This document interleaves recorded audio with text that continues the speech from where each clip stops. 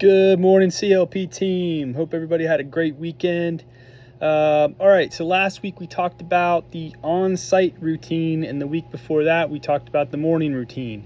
Today we're going to talk about the end of the day routine. That is my favorite part of the day, as I'm sure it's yours. Okay, so before you leave the project, the first thing you got to do is clean up the job site. All right, a lot of the stuff we use, the M1, spools of cable, all that stuff's specific to us. So you guys got to make sure you clean that stuff up.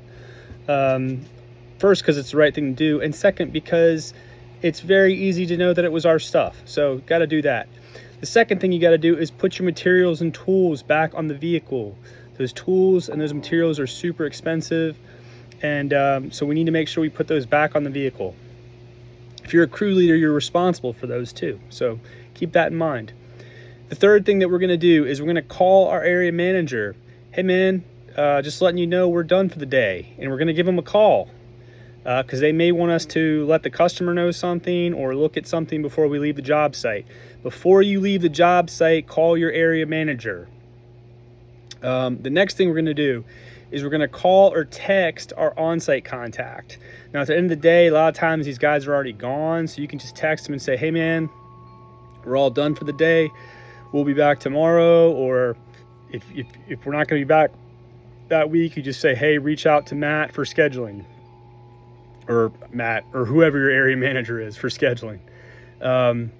So yeah, and when we get to the shop, okay, the first thing we're going to do is clean out trash out of the vehicle, right?